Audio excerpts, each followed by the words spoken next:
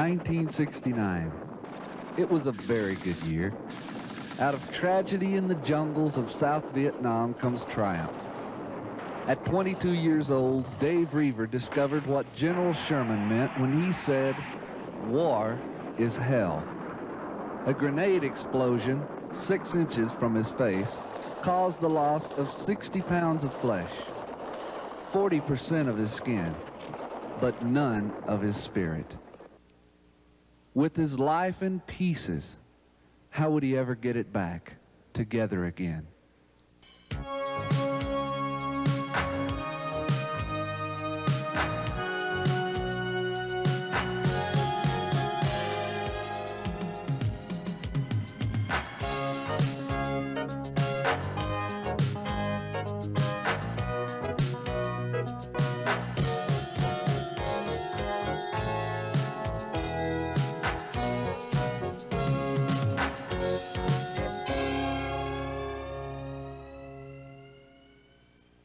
It is with pleasure that I introduce, representing Cherry Creek High School, America's #1 high school speaker, Dave Roever.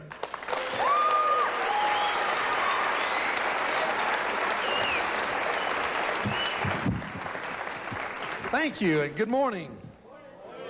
That's pathetic. Good morning. I like that. It's great to be back. Do you know I've waited a year to get this opportunity? Last time I was in your school, I left my heart. How many of you were here last year when I was here? Yeah. Well, see, how many of you remember that song that said, "I left my heart in San Francisco"? Hey, I won't sing anymore, don't worry. But you remember that song? I ought to sing "When I Left My Ear in Saigon." But you'd have to be here last year to appreciate that. But I left my heart at Cherry Creek High School, and I'm going to tell you, I want the whole nation to know I love you. And because of such a neat experience last year for me, and hopefully for you, we're syndicating this program today to go to just about every high school in the United States of America. And we want to show off some of the classiest kids in the country. And we came to the right place, didn't we? All right. All right. Well, anyway, for those of you that are here, we're together for the first time. You're looking me over, and I'm looking you over, and you're scratching your head, and you're saying, "What happened to him?" I'm scratching my head saying, "What happened to you?" No, I'm kidding. I did have a lady stop me once, just dead cold, put her hand on my chest, stopped me. She looked at my face and said, "What happened to your face, man?" I said, "Woman, I was burned bobbing for French fries." Did you get it? Oh. Hey, I've enjoyed being in Denver again, and Cherry Creek High School is part of my great experience here, but the other part's up on the mountain. I love to ski. I'm really great. They like me to ski. It helps smooth out the moguls. I believe they buried Volkswagens under the snow up there, because, you know, it's just like this, and I definitely am not that good a skier, but I did learn one thing this year. When you come down the mountain, snow plow big time and scream all the way. No, really, the lift line scatters, you fly up to the front, sit down, take off. It's really nice.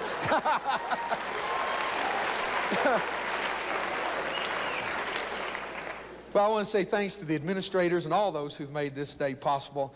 I appreciate them for this reason and among many reasons, but I know they're under a lot of heat, and they're always under the gun because every parent has their idea of how the school ought to be run. But they've allowed you today to participate in something that I hope will be a life-changing experience for you as much as it is for me, because I believe in you, young people. You're what makes up America. This is, to me, people who put down our country. I want to drag them by the ear into an assembly like this, and I speak to 250,000 of you kids a year. I wish I could drag them in here, set them up and say, "Now tell me there's no hope for tomorrow.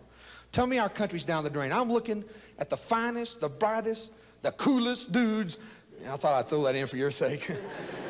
That America's ever been able to bring through their school systems. But I also know you're going through problems, and you have big questions and difficulties, and sometimes they get out of balance.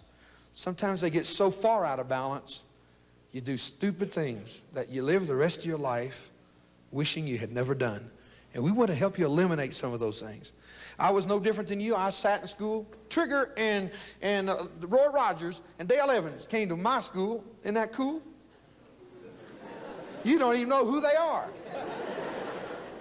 I'm 38 years old, and I'm not over the hill. I am the hill, but I'm not over the hill. I'm a walking mogul.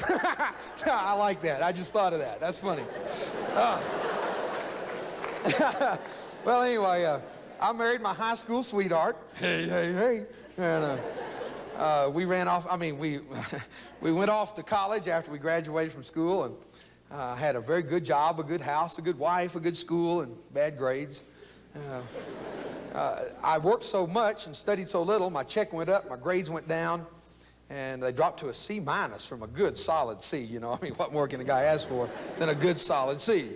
And the problem was, though, that I got a letter from Uncle Sam, and it said, "Greetings, nephew." See, uncle and nephew. It's going to be a long hour, isn't it? And I knew what it meant. Well, they told me to go take my physical, and I wrote back and said, "I feel great. You go take a physical," you know. So that didn't work either. I took my physical, studied all night, passed it, and they told me I was to be inducted into the Army. Now, this was the new twist for me because I didn't really want to go in the military. I had no desire for military. I figured they'd draft me, put me in the Army, send me to Vietnam, shoot me, put me in a doggy bag, send me to America, bury me, and I'm not into that stuff. You know, I'm definitely not into that doggy bag. So I didn't want to go to Vietnam because I was a war protester. I didn't understand war, and protesting it wouldn't have made that much sense to me. But I was your basic chicken. See, I didn't want to get hurt, and so I didn't want to go to war because I figured that, you know, that can be dangerous to your health. So I went down and joined the Navy. Well, I could have gone to Canada, but I was too proud to go to Canada, too chicken to go to Vietnam, and being a proud chicken, I joined the Navy. I figured I was safe for 4 years on a ship than 4 seconds in the jungle. So I joined the Navy because I didn't think they'd float a battleship in a rice paddy. My second day in boot camp, they told me I was going to Vietnam. Now, I'm going to tell you, that was a shocker for this man. I did not know what to do. There were no alternatives at that point. And to get us prepared, I was trained with in what's called riverine warfare. I was with a group called River Division 573. And we trained in conjunction, our running part was in conjunction with the SEAL team, which is the meanest, baddest bunch of dudes I've ever seen in my life. They're mean. They eat rocks. They eat their young. They eat anything that doesn't eat them. And honestly, I'm just telling you the facts, man. We ran till I thought they were going to kill us before they could take us to Vietnam and shoot us.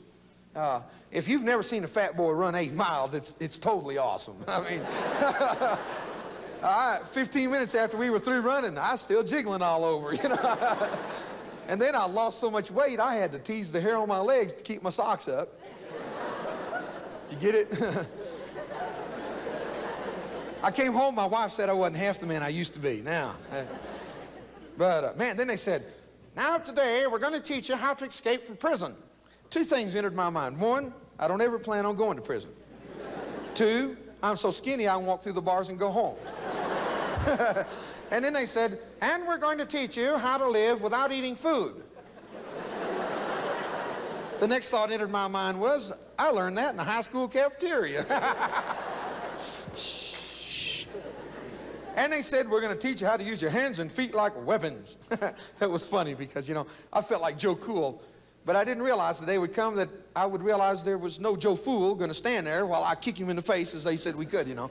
And we kicked at 7-foot targets, but everybody in Vietnam was 5.5 feet tall, you know. I flew over, hopped back, didn't hurt a soul, man.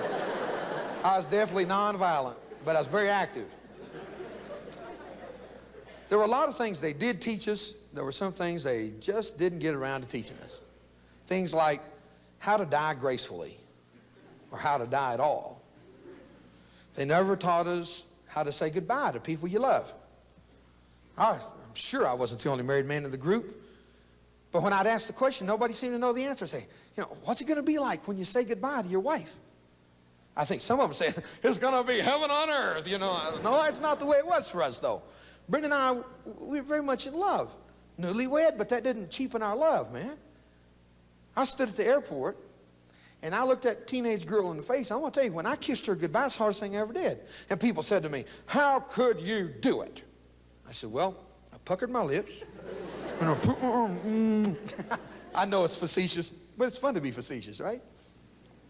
They're saying, you, of all people, I mean, you're a minister's kid. Your dad was a minister. You were a Bible college student even. How could you fight in such an unpopular war? I mean, no good American would fight in an unpopular war. I didn't know Americans fought in popular wars. I mean, when's the last time you had a good popular war you could enjoy going and killing and being shot at? And, oh, you got me, but move over. Really make it hurt here, see. This is a popular war. It's okay. It's like popular cancer. You'll love this one. It eats your head off. Enjoy it, man. You know, it doesn't make sense to me. I don't know this popular war game. I hate war. I mean, and for every veteran that's here, that's one of your teachers, they'll tell you war's the pits, man. I hate it. It's hell. It hurts. It rapes, plunders, disfigures, it dismembers. I get tired of explanations, people staring. I mean, after a while, you get where you want to just fight back. I hate war. But I'm going to tell you something, young people. Listen to the words of this Vietnam veteran, because I want you to know I'm not ashamed of my scars and stripes, because I love freedom more than I hate war, and I'm proud to be an American. Yeah. Thank you. Obviously, you are too. For America, come on. God bless America. Yeah.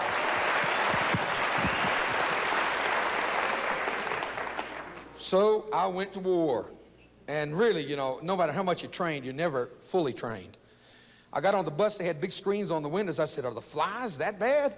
And they said, no, idiot, that's to keep the hand grenades out, not the flies. It never dawned on me. Suddenly now somebody's trying to kill me. That's a bad feeling. You ever wake up this morning and say, boy, someone's trying to kill me today? It messes up your whole day, you know? They sent me into the jungle, and I found out right away my biggest problem wasn't some communist shooting at me out of the bushes. My biggest problem was in my barracks. Now, admittedly, thank God they didn't shoot at me, but they never tried to hurt me physically. But I will tell you this. They tried to tear down some things that meant more to me than limb and life. And I say this from my heart to you young people. Because I did not participate, and let's be diplomatic, you know, in their, quote, extracurricular activity, unquote, which basically means I didn't have VD. Because I didn't go along with what they were doing, I was ostracized, belittled, ridiculed, humiliated, libeled, tricked, everything else they could do to get me to break the vows to the woman I had made vows to. Now, you may not be into this kind of loyalty, but I'm going to tell you something, man. When I told that girl the day I married her that I'd be faithful to her and I'd do, or whatever I said the way I said it, I meant it. And there wasn't any jerk in Vietnam worth breaking those vows over. I loved her. Now, loyalty means something to me. Little did I know then, but the day was coming off that would give me a return on that loyalty, that would make that loyalty worth every moment of the difficulty it cost me. They'd say things like, oh, come on, Roever, everybody's doing it. I said, well, if everybody's doing it, why are you trying to get me to? Obviously, I'm not, and until I do, not everybody is. So back off, turkey lips. One guy said, well, you don't understand, man, we're in love. I said, you're not in love, you're in heat. You don't know what love is. Edit. Now, you mark this, kids, I'm going to tell you. There's a lot of things you believe in and you stand for that someone's always going to come along and try to cheapen for you. But if you believe in it with your whole heart, you stand by your guns. Don't give up on what you believe, because that's you. And you have the right to stand for what you believe.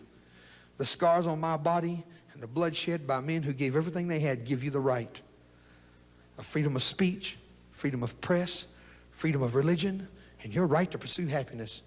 And those men died to give us these privileges, and I refuse to trample the sacrifice of their lives under my feet because I was too lazy to stand for what I knew was right. You do it because it's been paid for by those who loved you enough to die for you. Can you dig it?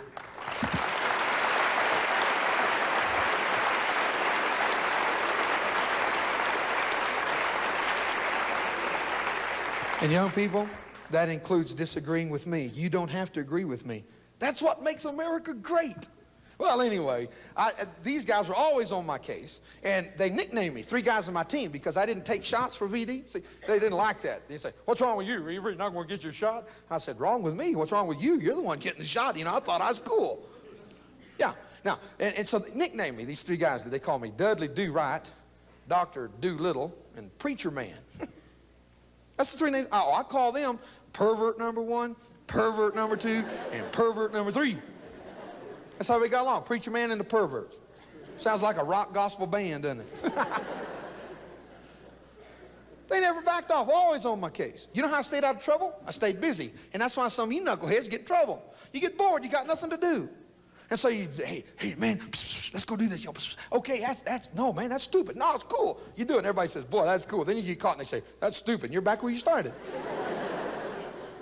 You get bored and you think this is cool. Let me tell you something. If you'll keep yourself invested, your good, healthy mind and your good, healthy body invested in doing something productive, you just might find the results can be very beneficial. Instead of wasting your life and your time, invest it. Invest it. I did. I was very inventive, and my inventive mind and my willingness to stay busy got me promoted in rank, and the guys who called me Dudley Do-Right had to call me sir.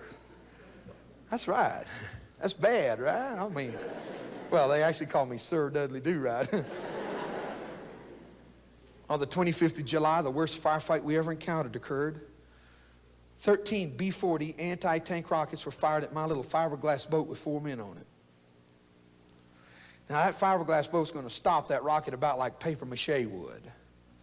13 times they fired at point-blank range, and I don't exaggerate, probably I'm overestimating that they were as close as that wall. They may have been closer. Now, they could have thrown the rockets and hit us. And 13 times they fired, they missed us 13 times. Totally awesome. I mean, it was almost to the point of, there goes another one, you know. Look at the dumb jerk, he can't even shoot the thing. You know, we were cracking up. But we were so scared we didn't know what to do. Man, we were getting just as fast as we could get. Well, we cleared the kill zone. The next day, we were right back at the point of enemy contact. Inadvertently, we beached the boat up on the bank of the river at the very point that the biggest firing weapons had come from, a gigantic open bunker. I saw movement in the bunker. I didn't know what it was. I didn't know what to do except the old rule of war that says, he who shoots first lives longest. I learned that on Gunsmoke. I didn't know if there was actually anybody in there or not. When you're not sure, though, you don't take chances. I grabbed the first thing I could get my hands on, a white phosphorus hand grenade. Now, obviously, a hand grenade against a bunker is like a BB gun against a boxcar. It's not going to do much damage. But at least it would put up enough smoke to give us a means to get away from direct line of fire. It would burn down the high brush and detonate booby traps if there were any there. I pulled the pin on this devastating grenade that burned so hot I've been told it'll melt the engine out of a vehicle.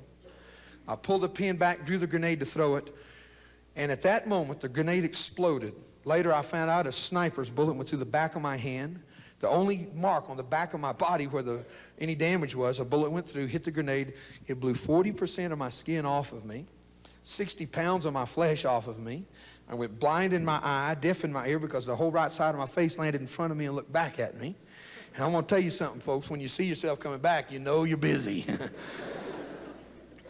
Incredibly, I didn't have any pain at all, but I was blinded and deafened. Now, the good news in this is I have my vision back, and I have my hearing back. I see perfectly. I wear glasses because I look cool in glasses. I put my name on them right there, Evad. Well, excuse me, Dave. Did you get it?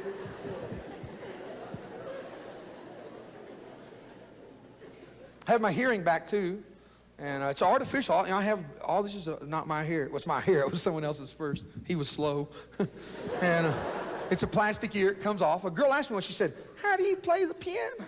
I said, "By ear." I took it on, played "Mary Had a Little." Grossed her out. She told me I was eerie. Did you get it? All right. Some of you are saying, "Eerie nothing. The dude got brain damage too." Let me tell you something, man. Think what you want. You can say I'm out of my mind, but I'd rather be at Cherry Creek High School having fun, making friends, having a blast laughing about it all than to be sitting on some bar stool in Denver, popping tops, sucking suds, or shooting drugs, or shooting each other. It all goes together. You want that garbage? Go for it. But don't you shoot at me, son, or I'll be on you like ugly on an ape. Don't come down my road drunk or I'll run you off the road, drag you by your ear to the high sheriff, because I don't believe in shooting people and drunk driving. You listening to me? You listen to me, kids. I'm going to tell you something. I walked in too many of your high schools across this state, in Montana and California and Oklahoma and Texas, and 250,000 kids a year. That's a lot of knuckleheads. I'm tired of seeing plaques on the wall in memory of Billy Joe and Mary Lou And I say, what happened? You know, cancer? Was it a tornado hit the school? No, they were drunk. They ran out in front of the train in their car. Dying like dogs, man. Life is too precious for you to do that. You're blowing your lives for nothing. You can't let it continue. Cruising and boozing is stupid. You still love me? Well. Listen to me, kids. I know a lot of you are going to try your booze. But if you don't have sense enough to get off the stuff, at least don't get behind a car. Please. I'm tired of picking up the pieces of broken kids. I'm not here because your school pays me to be here. You think your school's paying me something? Forget that, man. They could offer and I wouldn't take it because my love's not for sale to you. I came here because I love the young people of America, and it hurts me when I see you hurting yourselves because maybe, just maybe, someone can give you an alternative thought on the subject, and I'm willing to take that risk even if it makes you mad at me. You don't need the drugs. You don't need the booze. You don't need to pretend you're something you're not. For heaven's sake, please understand, I like you just the way you really are. You don't have to be something you're not. You won't ever find others accepting you until you accept yourself the way you really are. When you're comfortable with yourself, others are going to be comfortable with you. It's going to happen that way. I would learn that lesson in the days to come. When the grenade exploded, incidentally, I have my vision back and my hearing back. I can see through my eye, hear through my ear. I can even see through my ear. That's right. We bad. Oh, I thought you'd like that. Well, I jumped in the water, and to my shock, phosphorus continues to burn in the water. My skin was floating all around me. I was beside myself. Did you get it? I needed to pull myself together. I swam out of the water, I was on my knees. I saw the damage. My chest was gone. My left thumb was gone. I saw a little kid sucking his thumb. I said, "Hey, kid, don't suck your thumb." He almost pulled every tooth out of his head trying to get his thumb out of his mouth, you know. I saw a kid pulling on his ear, sucking on his thumb too, and I broke him of both. You didn't get it? Okay. His mother did. She almost had cardiac arrest. I saw the damage to my right hand. It was severed in half. This is the only finger that works. And this is not to influence you. It's only for the record. Whenever I was in Sacramento several years ago, I was invited to speak for the Billy Graham Crusade. And I thought, you know, of all the fingers to still work, I'm glad it's that one, you know, because that's, you know, his famous one-way finger thing. Boy, wouldn't I have looked dumb like that? Sinner, repent. Just a thought, anyway. These don't straighten out, but they make a good mic stand, so I got everything I need to get by, you know?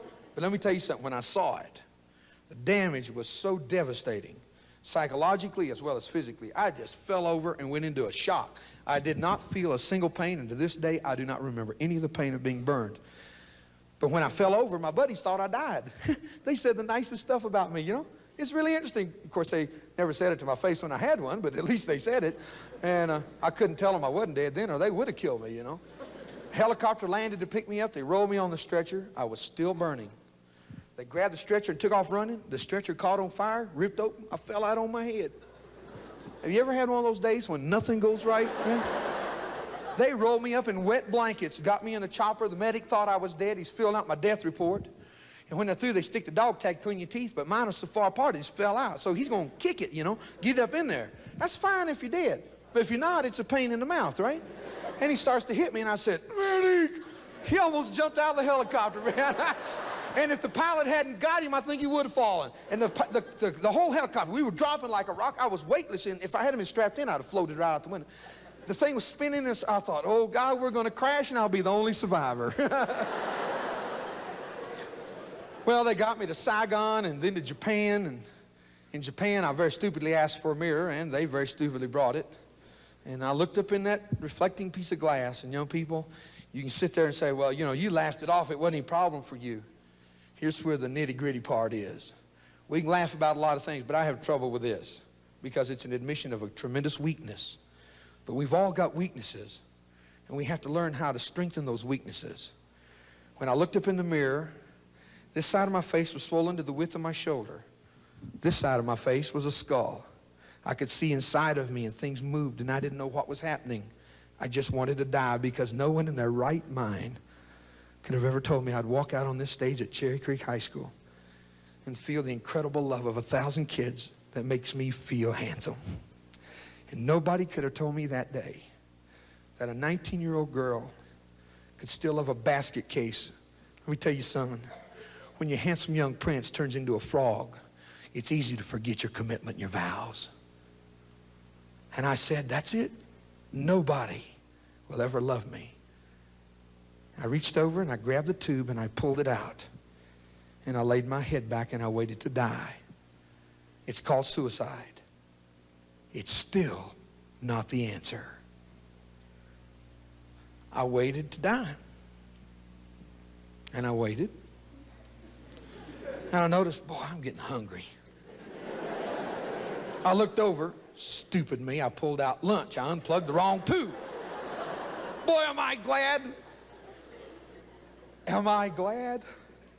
How could I have ever known you? Now think about it, man. I thought I knew the answer then. I said, this is it. This is the best way. Pull the plug. And yet, look what I would have missed. I would have never known the joy of the sweet love of my wife. I would have never known the thrill of raising 2 magnificent children who think their daddy is a hero of Fort Worth, Texas. You listen to me, man. Of all the things that I have had since, hardly a day go by that I don't say, I'm glad I pulled the wrong tube. Kids, don't give up on yourself. Life is too beautiful and it's too short to cut it any shorter with suicide. Get it out of your head and don't you ever think about it again. Life is worth it. All of its problems are worth it because when the good times come back, you'll be glad you didn't pull the plug. I promise.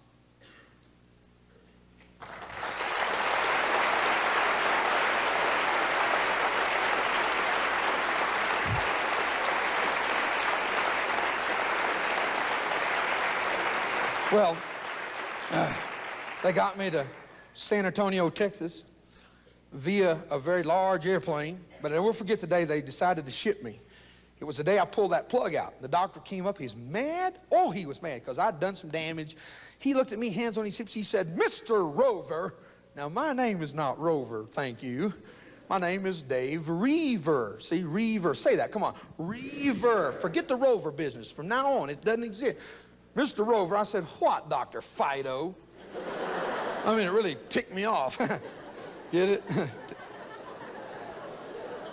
Just off the cuff, I thought you'd enjoy it. My nurse's name was Nancy Bowser. Rover, Bowser, and Fido. We had a 3-dog night right there, man. He told me I was going to live. They sent me to San Antonio. There were 13 of us put in the intensive care unit. Everybody died but me. Everyone died. The first day a woman came in, took off her ring, laid it on the bed. And she said to her husband, who had no skin on him, you're embarrassing. I couldn't walk down the street with you. And walked out the door. You know what psychological rape is? That's whenever your mind gives up on the last hope you had. I wanted to die with him. The door opened the next time. She's 19 years old, brunette, all-American, teenage girl. She came swinging through that door, and I knew I wasn't dead yet. She looked nice to me, man. She walked up to my bed. She bent down, and she kissed my face, the worst burned part of my body. She looked me in my good eye, and she said, I just want you to know.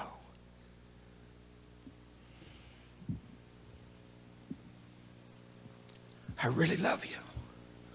Welcome home, Davy. And when she says Davy, hey, I was well, man. I knew it was going to work out all right. And I don't care 1 minute that my emotions almost get out of here, because I'm going to tell you something, man. You can't love without emotion. You can't exist and be happy without emotion. Don't ever be ashamed of your tears. Be the man that's willing to weep or the girl that's willing to weep, because there's something wholesome and healthy about it. I learned how to weep, and I learned how to say thank you. I learned how to love again, because, man, when you've got nothing left and nothing to lose and they give you love. Well, when even the doctor said Humpty Dumpty couldn't be put back together again, along came Brenda, and Humpty Dumpty is back together again in style. Can you dig it? Yeah.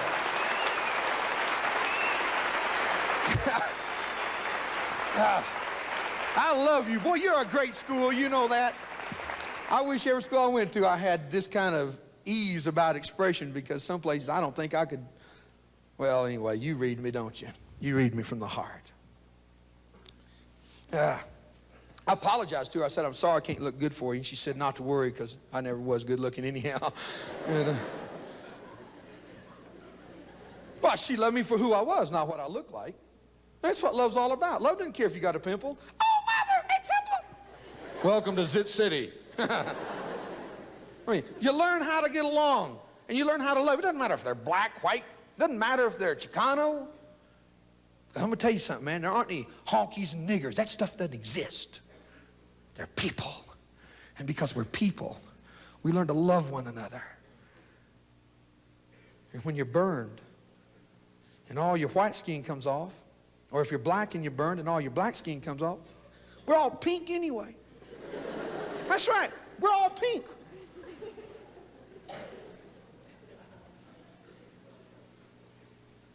Because we're people.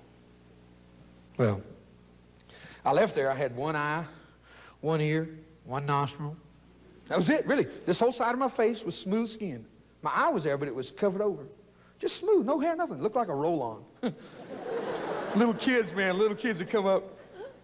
Ah, they'd scream and run into stuff. You know, it was pathetic, especially when I'd go, rah! Well, I love to see little kids scream and run into stuff. Man, that's fun. I know I shouldn't, but so what? Even driving my car was dangerous. I was sitting at a light one day, and a guy looked at me and drove his car through the Dairy Queen. Honestly, tore his car up. The light changed 3 times. The guy behind me changed colors 4 times. I knew he was going to hit me if I didn't leave, so I took off. When I looked up, I ran the light. It was red again. I hit my brake. Boom, there went my bumper. I went back to apologize, you know, and I thought about saying, Whiplash, look what you did to my face. I'm going to sue you, man. I never even got through his car. The people in Dairy Queen came running out. They thought I was drunk. Then they saw me, and they thought they were drunk. I looked at them, and they looked at me, and I said to myself, they can stare if they want, but I'm on the inside looking out. And I don't see anything wrong with me. Because from that moment on, man, it wasn't my problem anymore. You know why? Because I accepted me. I quit wishing these scars would go away, and I said, wishing doesn't change anything. I'm going to have to pick up what's left and make it work. And kids, there's a lot of things you can't change in life. But one thing you can change is your attitude about those things you can't change. And you can either let them dominate your life, or you can use them and see what a great blessing life can be. Stand on your own 2 feet, man. Make those decisions you know are right. And be all that you can be without the army. I love you. It's been fun being together. To close the program, I'd like to play you a little thing on the ivories over there. Now, I'm not a great piano player, so please don't leave. I mean, like, if the bell rings, sit through it. It's short, and I won't keep you too long. But I didn't play before I was injured, other than the 2 lessons I did have when I was 9 years old, but my teacher quit. That's the truth. She said, you never use your thumbs. That's what she told me. I don't hitchhike either. I went like that, and they all pulled up my pants leg, but I wasn't riding with him, I'll tell you that. But I'm going to play a song. It took me 1 year to stretch my hand enough to reach an octave with no thumb. And what I'm going to reach took me a year. Then it took another year to figure out what an octave was. I'm going to use my index finger and the back of my knuckles and the side of my hands. And the song is titled, Oh, Danny Boy. How many of you ever heard Oh, Danny Boy? Have you? Okay, then came a man. He's a black vocalist that's one of the greatest voices in all of the human race, in my simple opinion. His name was Andre Crouch, and he sang the same melody with the words titled, He Looked Beyond My Faults and Saw My Needs. It was a gospel song. I'm going to play that version, but you choose whichever title you like, and I hope you enjoy it.